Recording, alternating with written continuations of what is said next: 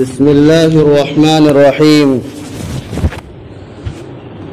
عن أبي سعيد الخدري رضي الله تعالى عنه قال قال رسول الله صلى الله عليه وسلم إنما القبر روضة من رياض الجنة أو حفرة من حفر النيران. رواه الترمذي وابن ماجه أو كما قال النبي صلى الله عليه وسلم.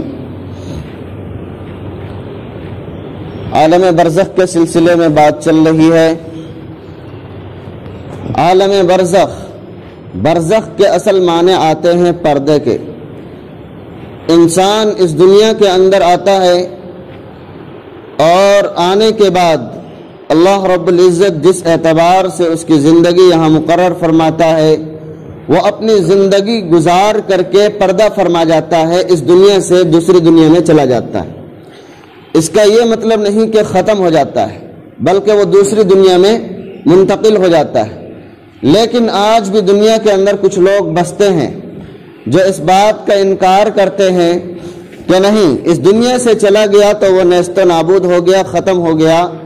اور وہ عذاب قبر اور ثواب قبر سے انکار کرتے ہیں کہ مردے کو قبر کے اندر نہ ثواب دیا جاتا ہے اور نہ ہی عذاب دیا جاتا ہے. یہ عقیدہ غلط ہے. ہمارا عقیدہ یہ ہونا چاہیے، اہل سنت والجماعت کا عقیدہ یہ ہے، تمام امت مسلمہ اہل سنت والجماعت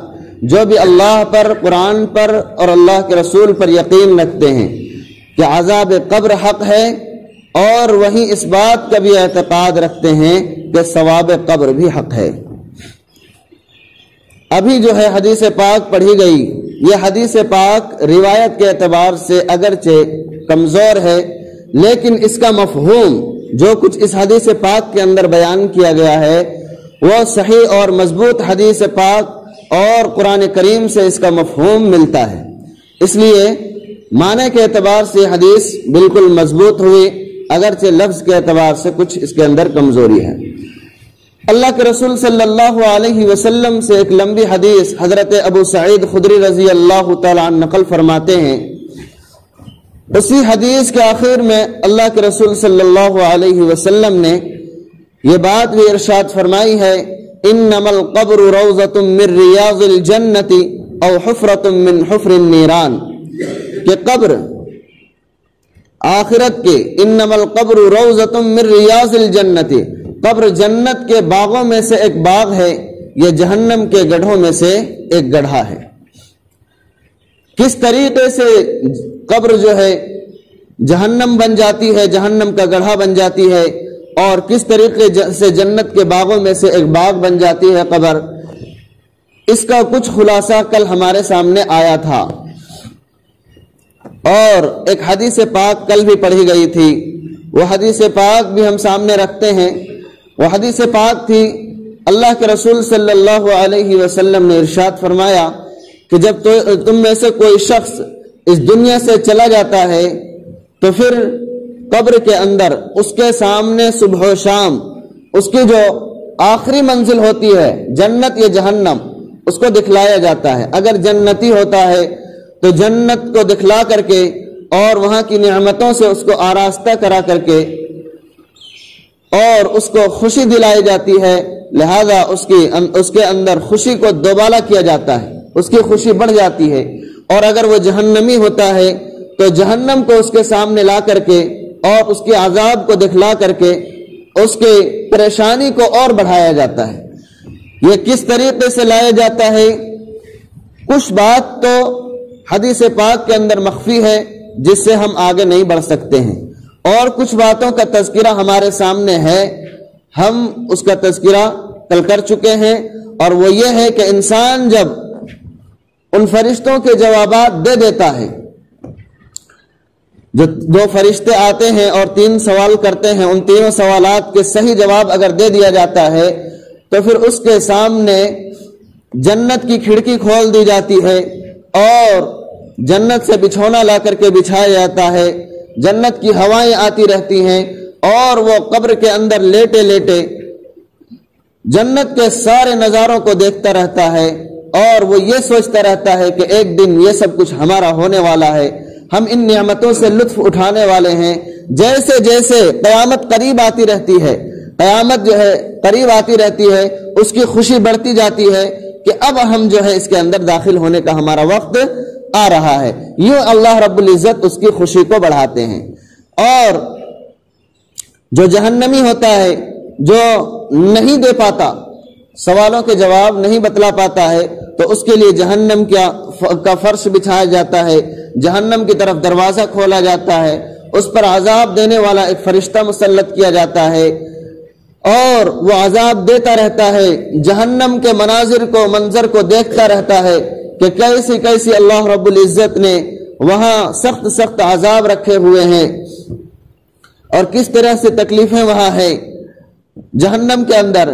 جیسے جیسے قیامت قریب آتی ہے تو وہ شخص دیکھ کر کے مزید گھبراتا ہے اور گھبراتا ہے کہ اب بہت وقت قریب آ گیا ہے کہ ہمیں اس کے اندر داخل ہونا پڑے گا۔ یوں جو ہے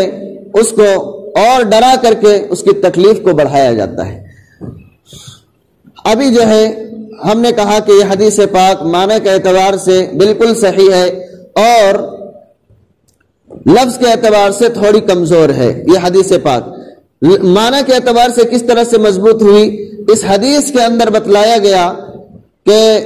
القبر انما القبر روضۃ من ریاض الجنۃ او حفرۃ من حفر النیران، کہ قبر جنت کے باغوں میں سے ایک باغ ہے، یہ جہنم کے گڑھوں میں سے ایک گڑھا ہے۔ تو دیکھیے، اگر کوئی سوال کا جواب دے دیتا ہے، فرشتوں کے سوال کا جواب، تو پھر گویا کہ جنت کی کیاری میں سے اور باغ میں سے ایک باغ اس کی قبر بن جاتی ہے کہ وہ وہیں سے دیکھ کر کے سارا نظارہ کو وہیں سے رہ کر کے جنت کے سارے نظارے کو دیکھتا ہے اور بہت سی نعمتوں سے بھی لطف اٹھاتا رہتا ہے۔ اور اگر کوئی نہیں دے پاتا ہے تو گڈھا کس طریقے سے بن جاتا ہے کہ جہنم کا فرش بچھایا گیا، جہنم کی طرف کھڑکی کھولی گئی اور ایک فرشتے کو مقرر کیا گیا، یوں اس کے لیے قبر جو ہے جہنم کے گڑھوں میں سے ایک گڑھا بن گیا۔ اسی طریقے سے قرآن کریم کے اندر اللہ رب العزت نے ارشاد فرمایا ہے آل فرعون کے بارے میں کہ ہم اس کو سخت عذاب سے پہلے ایک عذاب دیتے ہیں۔ سخت عذاب کا تذکرہ ہے، یعنی کہ جنت اور جہنم کا تذکرہ ہے وہاں، اور جہنم کے تذکرے سے پہلے اس عذاب سے پہلے ایک مفہوم وہاں سے نکلتا ہے جو عذاب قبر کی طرف استدلال کرتا ہے۔ لہذا عذاب قبر کا انکار کرنا اور ثواب قبر کا انکار کرنا یہ اہل سنت والجماعت کے عقیدے سے بالکل الگ ہے۔ اہل سنت والجماعت کا عقیدہ یہ ہے کہ عذاب القبر حق و ثواب القبر حق، کہ عذاب قبر بھی حق ہے اور ثواب قبر بھی حق ہے۔ وہاں انسان کو تکلیف بھی ہو سکتی ہے اور انسان کو وہاں آرام بھی مل سکتا ہے۔ حضرت عثمان غنی رضی اللہ تعالی عنہ کا جب کسی قبر پر گزر ہوتا تو وہ اس قدر دہاڑے مار کر روتے تھے کہ داڑھی مبارک آنسوؤں سے تر ہو جایا کرتی تھی، یا اسی طریقے سے قبر کا تذکرہ اس کے پاس کیا جاتا تو وہ بہت زیادہ روتے تھے، انتہائی زیادہ روتے تھے، داڑھی مبارک تر ہو جایا کرتی تھی۔ صحابہ کرام اور دوسرے حضرات نے معلوم کیا کہ جنت اور جہنم کا جب تذکرہ کیا جاتا ہے تو آپ اس قدر نہیں روتے جتنا کہ آپ عذاب قبر کا یا قبر کے تذکرے پر روتے ہیں۔ تو اس وقت انہوں نے یہی جملہ آپ صلی اللہ علیہ وسلم کا ارشاد فرمایا تھا کہ مجھے آپ صلی اللہ علیہ وسلم کی یہ حدیث یاد آ جاتی ہے انما القبر روضۃ من ریاض الجنۃ او حفرۃ من حفر النیران، کہ قبر جو ہے جنت کے باغوں میں سے ایک باغ ہے یا جہنم کے گڑھوں میں سے ایک گڑھا۔ اگر اس مرحلے سے ایک حدیث پاک میں آیا کہ اگر کوئی شخص اس مرحلے سے نجات پا جاتا ہے، یعنی قبر سے وہ چھٹکارا پا گیا، تو آخرت کی جو منزل ہے، یعنی آگے کی منزلیں، وہ ساری کی ساری اس کے لیے آسان ہوتی چلی جائیں گی۔ اور اگر خدا نہ خواستہ اسی کے اندر پھنس گئے، قبر کے اندر ہی پھنس گیا کوئی انسان، تو پھر معاملہ اور جو ہے سنگین ہوتا جاتا ہے اور اس کے لیے پھر نجات کا راستہ نہیں بچ پاتا۔